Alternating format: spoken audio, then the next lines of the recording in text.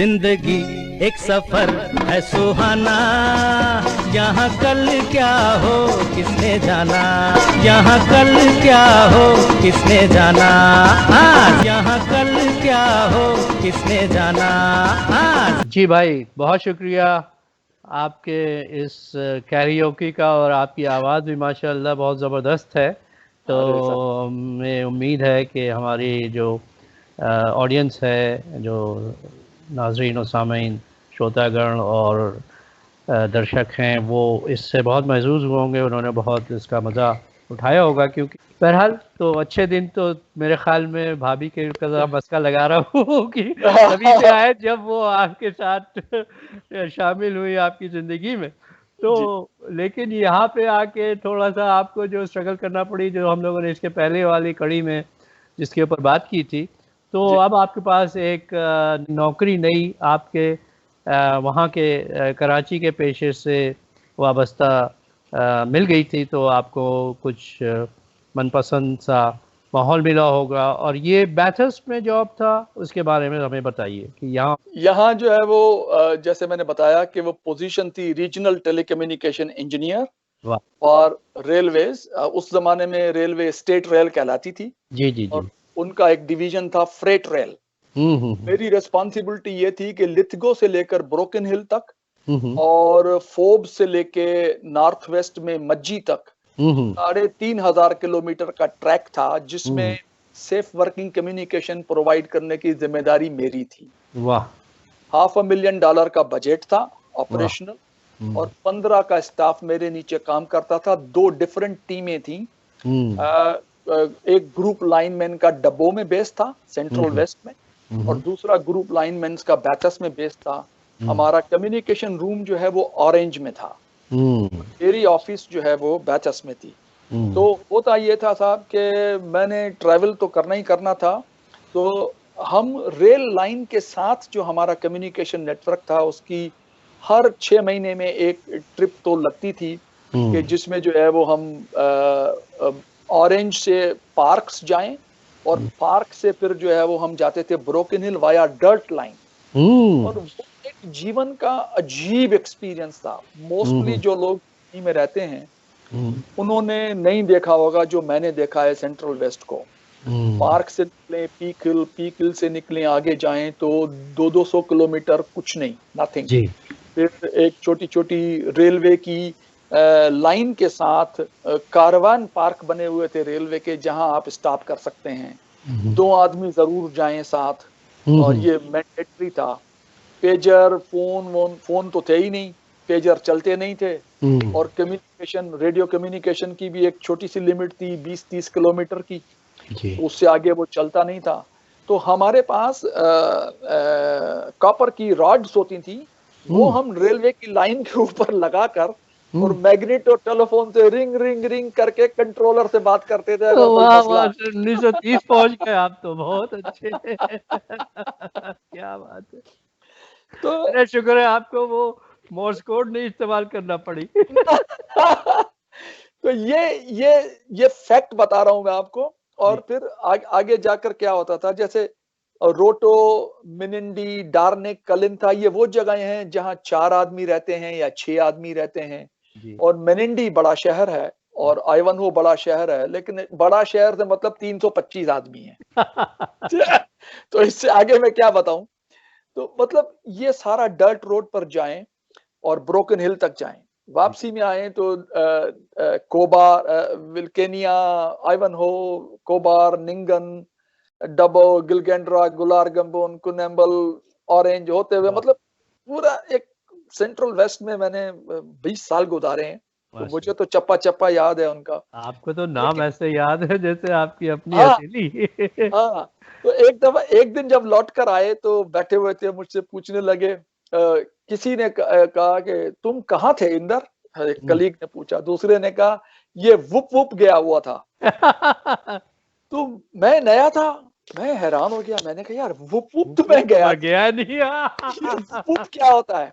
मैं समझा ये कोई शहर है, क्योंकि जैसे वागा वागा है, वाय वाय है, मतलब ये नाम है, तो वुप वुप भी। मैंने कहा यार मेरा वुप वुप में भी कोई काम है क्या?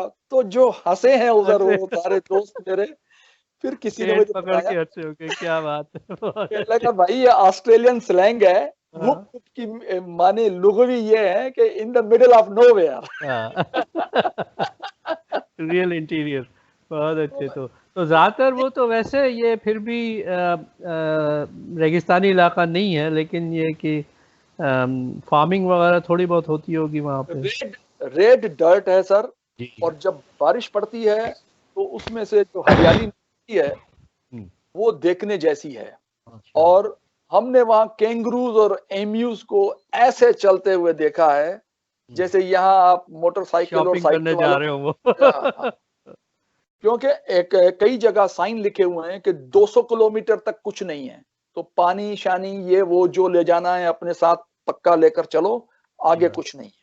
बहुत अच्छे। तो एक अजीब एक ब्यूटी भी है नेचर की, अपनी एक वाइल्ड ब्यूटी है जिसको, और जब गाड़ी हमारी वापस आती है शहर के अंदर तो आप ये देखिए लाल हुई पड़ी होती है, लाल, सही बात। वाह। बल पहिए शहिए सारे लाल।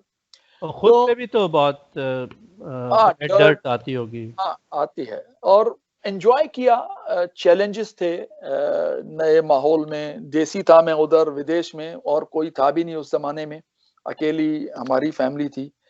तो वो दौर भी था, आहिस्ता आहिस्ता कुछ इंडियन और दूसरे लोग भी आते गए, तो उनसे मुलाकात भी हुई। बैचस में फिर हमारा डेरा पक्का जम गया एक तरीके से। तो आप बच्चों वहीं रहने लगे। हाँ वहीं रहने लगे, मेरे बच्चों की तालीम वहां पर हुई। और पूनम ने वहां पर यहाँ एक न्यू साउथ वेल्स की कुकिंग कंपटीशन होती थी उस जी। जमाने में, तो डेयरी फार्मर्स वाले करवाते थे, तो जी। उसमें उसने हिस्सा लिया और एक रेसिपी भेजी, और कश्मीरी डिश थी गुश्ताबा, हाँ, हाँ, हाँ। उसकी डिश भेजी, वो इंटर कॉन्टिनेंटल में जो है वो मास्टर शेफों ने बनाई, $10 में 4 आदमी फुल मील खा के उठे, मतलब वाह वाह। बजट गुश्तावा तो कैटेगरी। बहुत खूबसूरत डिश है, तो मुझे याद है, बचपन में मेरी खाई हुई है। हाँ, और क्योंकि उसमें जो है वो डेयरी फार्मर्स की प्रोडक्ट यूज करनी थी, तो योगर्ट जो है वो यूज योगर्ट होता। इस्तेमाल होती है जी। हाँ, तो meat balls in yogurt sauce वो हम्म। उसने डिश बनाई थी। हम्म। तो जनाब वो डिश जो है वो न्यू साउथ वेल्स की स्टेट विनर डिश बन गई। माशाल्लाह, बहुत अच्छे, बहुत अच्छे, क्या बात है। हाँ, तो अचीवमेंट्स तो हैं सबकी छोटी मोटी अपनी क्या तरफ। बात। ज़रा सा आपसे जॉब के बारे में बात करना चाहेंगे कि मैं ज़रा सा वो टेक्नोलॉजी के हवाले से ज़रा सा जानना चाहूँगा, और हमारे जो नाजरीन हैं, दर्शक हैं, वो भी शायद इसमें दिलचस्पी रखते हो कि आप जो कम्युनिकेशन करते थे उस सेफ्टी के हिसाब से करते थे, कि आपको जो ड्राइवर और गार्ड और ड्राइवर का जो सेंट्रल जो भी कमांड पोजीशन होती है उससे कम्युनिकेशन का भी आपको देखना होता था।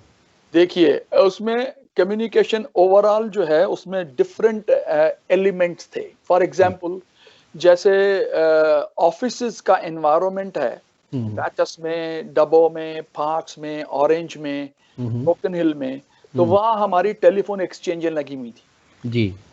जो सेफ वर्कर्स जो हैं, सेफ वर्किंग के, जैसे रेल के जो बंदे हैं जो ट्रैक को मेंटेन करते हैं या इलेक्ट्रिकल साइड उसका सिग्नल्स को मेंटेन करते हैं, तो कम्युनिकेशन के लिए जो है जहां अगर वो दफ्तर में है तो टेलीफोन चाहिए, और अगर वो बाहर कहीं हैं तो उनको रेलवे कम्युनिकेशन, रेडियो कम्युनिकेशन जो है वो चाहिए। जी। हमारी ट्रेनें जो समझो लिथगो से ब्रोकन हिल जाती थी, गुड्स ट्रेन पर्टिकुलरली और पैसेंजर ट्रेन्स भी, तो उसके लिए मोटरोला कंपनी का रेडियो कम्युनिकेशन लगाया था। हर 40 किलोमीटर पर एक रेडियो टावर था हमारा। जो लोकोमोटिव ड्राइवर जो है वो कंट्रोलर से बात करता हुआ जाता था ऑरेंज से डबो, अगला सेक्शन वही था। तो रेडियो कम्युनिकेशन, मैग्नेटो टेलीफोन, जहां सिग्नल पोस्ट पर in the middle of nowhere driver अगर रुकता है उसको ग्रीन रेड लाइट मिलती है तो वो कंट्रोलर से बात कर सके। अच्छा। वो कम्युनिकेशन। और पैकेट स्विच नेटवर्क था हमारा, जिसके थ्रू हम डेटा ट्रांसफर जो है वो कंप्यूटर्स के सिडनी से जो है वो हेड ऑफिस से, और टेलीफोन्स, और बाद में जो है वो पेजर कम्युनिकेशन, तो बाहर वालों से कम्युनिकेशन कंपनी के साथ बात करना, प्रोविजन देना। तो और गाड़ियों के अंदर जो मोबाइल टेलीफोन्स थे हमारे, रेडियो फोन्स, उसका भी इंस्टॉलेशन हुआ था, वो भी मोटरोला कंपनी ने हमको दिया था, फिलिप्स कंपनी के लगवाए थे हमने। तो ओवरऑल लाइन वायर नेटवर्क का मेंटेनेंस हमारा 380 चैनल का PCM pulse coded microwave system था, सिडनी से कनेक्ट करता था जो हमें हमारे पूरे रीजन को, और उसके साथ टेलीफोन एक्सचेंजेस की मेंटेनेंस मैनेजमेंट, और रेडियो कम्युनिकेशन जैसे मैंने बताया डिफरेंट टाइप्स की। तो ये पूरा ब्रॉड नेटवर्क था जिसको हम मैनेज करते थे। आपने फरमाया कि सेफ्टी भी उसमें शामिल था, तो खुदा न खास्ता अगर बीच में कभी प्रॉब्लम्स होते थे तो उसमें भी आपको लगना पड़ता था कि भाई इमरजेंसी वालों को इत्तला हो जाए वो कि कहाँ पर ये लोग हैं वगैरह वगैरह। देखिए, मैंने जो 20 साल वहाँ काम किया, उसमें खुशकिस्मती से कह लीजिए, ऊपर वाले की मेहरबानी कह लीजिए, या मेरा कर्तव्य पालन कह लीजिए, कुछ भी कह बिल्कुल बिल्कुल, कोई भी सेफ्टी इंसिडेंट मेरे 20 सालों में नहीं हुआ। वाह क्या बात है, बहुत अच्छी। और ट्रेनें आराम से चलती रहीं, किसी का एक्सीडेंट, ह्यूमन लाइफ कोई नहीं गई, किसी का जानी नुकसान नहीं हुआ, कोई जो है वो माली नुकसान नहीं हुआ, और रेगुलेटरी कंप्लायंस की जो रिक्वायरमेंट है वो सारी की सारी हम 100% मेंटेन करते रहे। तो मेरे टेन्योर में तो कोई मसला आया नहीं। तो मैं कम्युनिकेशन की जब बात करता हूं तो सेंट्रल आइडिया यही है कि सेफ्टी से हर चीज चलती रहे और कोई मसला ना हो। वाह वाह। तो आपकी जो टीम थी, तो एक तो टेक्निकल टीम रही होगी जो कि मतलब ये कि डिपो या सेंट्रल कमांड सेंटर बेस्ड होती होगी जिससे आप कम्युनिकेट करके चीज़ें ठीक करवाते होंगे, और एक फील्ड की टीम रही होगी जो कि आपको मैनेज करना पड़ती होगी। क्या सही सोच रहा हूँ मैं? जी, ऐसा था कि मेरा लाइन स्टाफ जो है वो एक ग्रुप बैचेस में था, एक ग्रुप डब्बों में था। तो अगर डब्बो और ब्रोकन हिल के दरमियान या डब्बो और ऑरेंज के दरमियान लाइन वायर का कोई मसला आता है तो वो लाइनमैन वहां अटेंड करते थे। अगर बैथेस्ट और लिथगो के बीच में कोई प्रॉब्लम आता है तो बैथेस्ट की टीम जो है वो उसको मैनेज करती थी। टेक्नीशियंस मेरे 3 थे जो ऑरेंज में बेस्ड थे, और वो हर स्विच रूम में पहुंच जाते थे जहां कहीं भी मसला आता था। ये तो था लोकल नेटवर्क, और हमारे स्विच रूम्स बैचेस में थे। ऑरेंज तो सेंटर था ही, और डब्बो में, पार्क्स में और ब्रोकन हिल में 5 मेन सेंटर थे। कोबार वाला बंद हो गया था तो पहले वरना 6 होते थे। तो ये तो हो गया लोकल। लेकिन अगर टेलीफोन एक्सचेंज खराब होता है या माइक्रोवेव नेटवर्क में कोई मसला आता है तो वो सिडनी से मैनेज होता था, उनकी सेंट्रलाइज टीम थी जी। तो वहां मेरे कलीग्स थे जिनके साथ मैं लियाज करके उसको फिक्स करवाता था, क्योंकि वो जुरिस्डिक्शन उनकी थी क्रॉस जुरिस्डिक्शनल जो है वो काम था हमारा। ऐसे, और अगर रीजन के अंदर कोई मेजर प्रोजेक्ट लगता है, जैसे $22 मिलियन का रेडियो कम्युनिकेशन लगा, तो वो डिजाइन और डेवलप तो सिडनी में हुआ, लेकिन एंड यूजर की हैसियत से पूरा रिसोर्स की सप्लीमेंट और सपोर्ट जो है वो हम देते थे। वाह, इस किस्म का कोऑर्डिनेशन था हमारा। वाह, तो आपको काफ़ी सारी और अलग किस्म की टीम्स को मैनेज करना पड़ता था।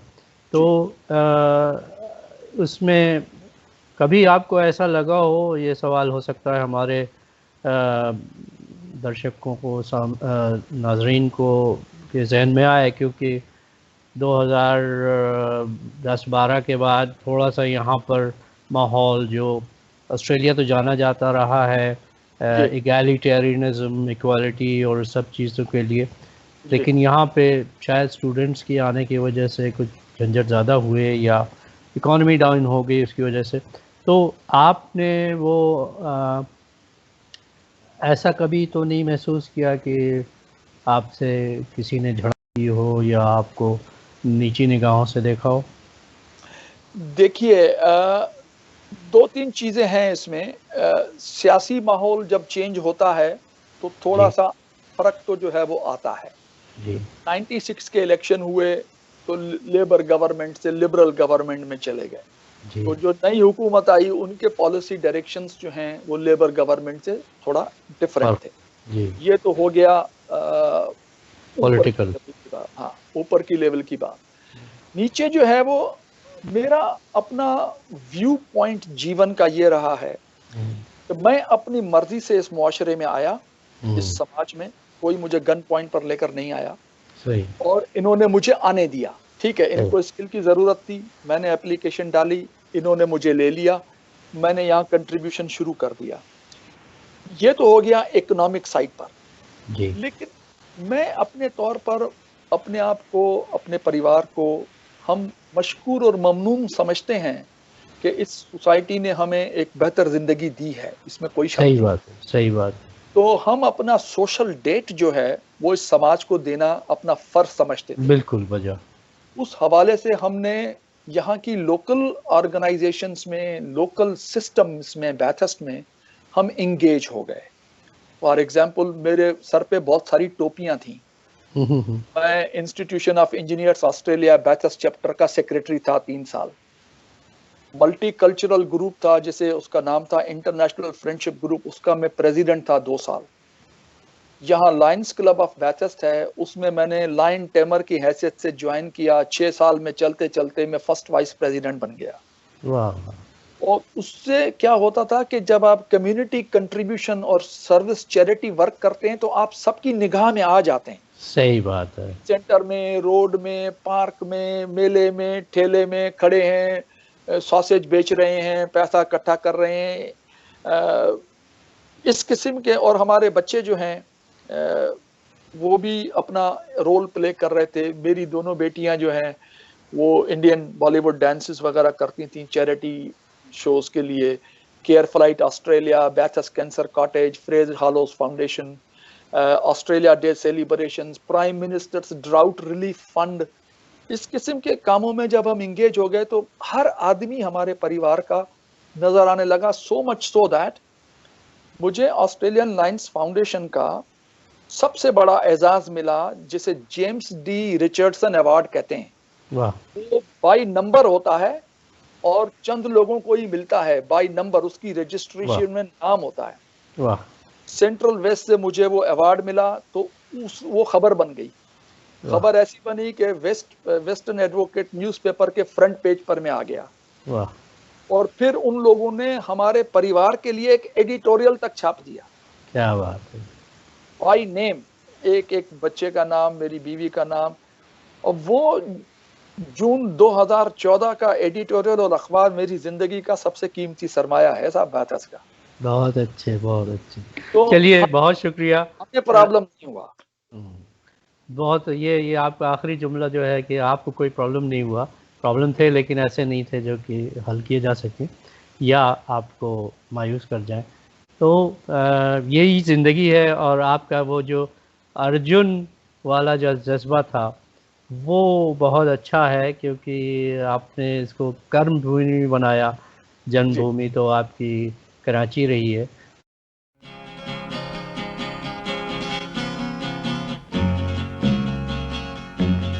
ये जीवन है, इस जीवन का